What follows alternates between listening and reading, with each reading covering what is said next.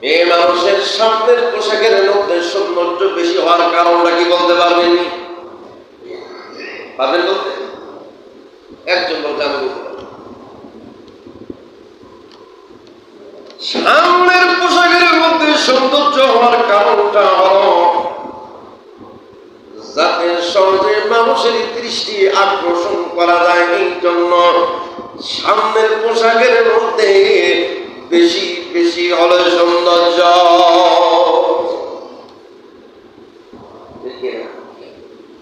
কথা বলে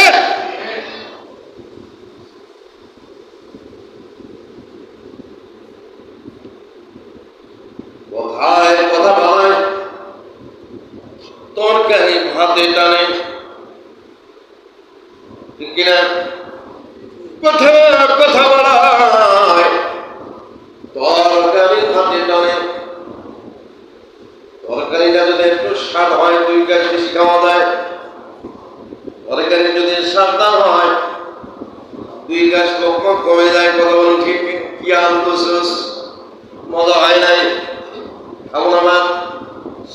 আস্তে করে প্লেটটা সরাইতে হাতটা ধুইয়া বিবির গরম দেখায় আম বাগানের মনে যাই চা ফুকায়।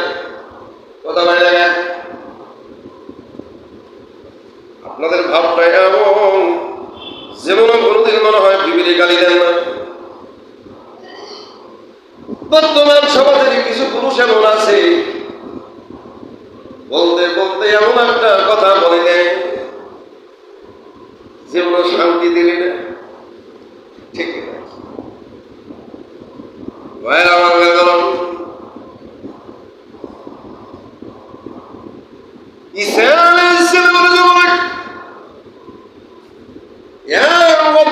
আমার সুন্দরী নারী ঈসা নবীকে ধোঁকা দেওয়ার জন্য সুন্দর একটা জামা পরে ঈসা নবীর সামনে দণ্ডায়মান হয়ে গেছে। হ্যাঁ, বোঝা যায়নি? কথা কি বুঝতে পারে? ঈসা নবীর সামনে চলে গিয়েছেন সুন্দর পোশাক পরিহিত অবস্থায়। বলুন তো ঈসা নবী আসলে কি নবী না? নবীর সামনে কি তার ধারণা? নবীর সামনে যাইয়া নবীর চরিত্রকে হরণ করার জন্য, ধোঁকা দেওয়ার জন্য সুন্দর পোশাক, ডান হাতের মধ্যে মেহেদি, এত সুন্দর সুসজ্জিত, সামনের পোশাকের মধ্যে হরজরি, কত ফুল, কত আকর্ষণ, পিছনের হাতের মধ্যে হলো রক্ত। কি কথা বলে? বাম হাতের মধ্যে রক্ত। ঈসা নবীকে প্রেম নিবেদন করলেন। প্রেম নিবেদন করার সঙ্গে সঙ্গে ঈসা নবী বললেন, শয়তান তুই আর জায়গা বাঁচতে আমারে ধোঁকা দেওয়ার জন্য এসেছিস। শয়তান পালাতে চায়। ঈসা নবী বললেন, এক কদম যদি আগাস এমন একটা থাপ্পড় মারব কিয়ামত পর্যন্ত জাহান্নামে জ্বলবি। তার আগে কথা বলা, তুমি যে চরিত্রে আমাকে ধোঁকা দেওয়ার জন্য এসেছিস এর ব্যাখ্যাটা না দেওয়া পর্যন্ত আমার সামনে থেকে যেতে পারবা না। আওয়াজ দেন আল্লাহু আকবার। একজন নবী, একজন নবীর ধোঁকা দেওয়ার জন্য এসেছে, নবীকে ছাড় দেবে? কি ছাড় দেবে? দাঁড়া এখানে, তোর স্বরূপটা কি জন্য এটা নিয়ে আসছিস বল আগে। মিস্টার ইবলিস বলতেছে,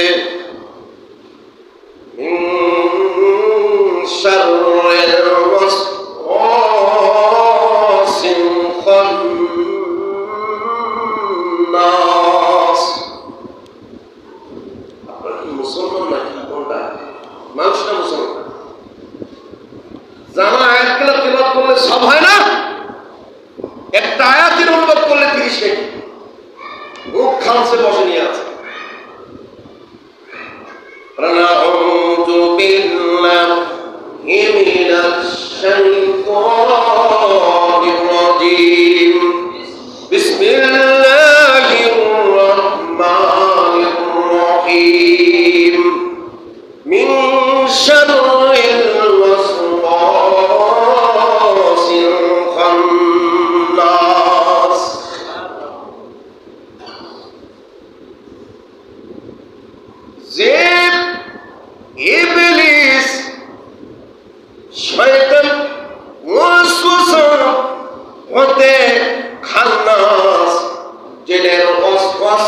বলি, হে আল্লাহ, আমাদেরকে তুমি ইবাদত করো মিন শাররিল ওয়াসওয়াসিল খান্নাস, শয়তানের ওয়াসওয়াসা, জিনের ওয়াসওয়াসা থেকে আমাদেরকে ইবাদত করো।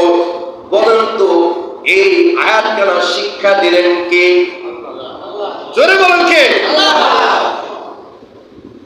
আল্লাহ বললেন, বান্দা তুমি যখন বলো মিন শাররিল ওয়াসওয়াসিল খান্নাস, ইলাইহিন নাস, মিন শাররিল ওয়াসওয়াসিল খান্নাস, হে মানুষের ইলাহ, ইলাহিন নাস, হে মানুষের ইলাহ, মিন শাররিল ওয়াসওয়াসিল খান্নাস, শয়তানের ওয়াসওয়াসা, জিনের ওয়াসওয়াসা থেকে আমাদের ইবাদত করো।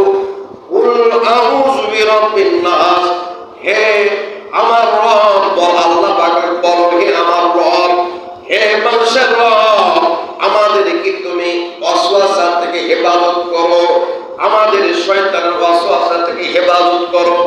আমার আল্লাহ রব্বুল আলামিন সূরা তাফসীরের মধ্যে বললেন, দুনিয়ার জমিনে আমার বান্দা যখন সূরা নাস পড়িয়া পানিতে ফু দেয়, সূরা ফালাক করে পানিতে ফু দেয়, ইখলাস পড়ে যদি ফু দেয়, আবার যদি জাদু করে চুল দ্বারা, যদি চিহ্ন দ্বারা জাদু করে সূরা নাস, সূরা ফালাক পরে কেরোগুলো তুই ফু দিবা, অটো সিস্টেম কেরোগুলা খুলে যাবে। চিৎকার মেরে বলুন আল্লাহু আকবার। যা দেখা যায় না, বোঝা যায় না, ধরা যায় না, মনে হচ্ছে আমাকে কিছু একটা ভর করেছে, আমাকে কিছু একটা ওয়াসওয়াসা দিতেছে। যখন আল্লাহর বান্দা সালাম ফিরানোর পরে, নামাজ শেষে সালাম ফিরান, প্রত্যেকটা ফরজ নামাজ শেষে সালাম ফিরানোর পরে যখন সূরা ফালাক, সূরা নাস পড়ে যদি আমার বন্ধুগণ খেয়াল করুন, মাথা থেকে পা পর্যন্ত যদি মাসরা করে, দুনিয়ার জমিনে আল্লাহর বান্দাকে কেউ জাদু করতে পারবে না। এমনকি যদি জাদু থেকে জাদু কেটে যাবে, জিন ইনসান যদি ওয়াসওয়াসা করে তা কেটে যাবে। চিৎকার মেরে বলুন আল্লাহু আকবার।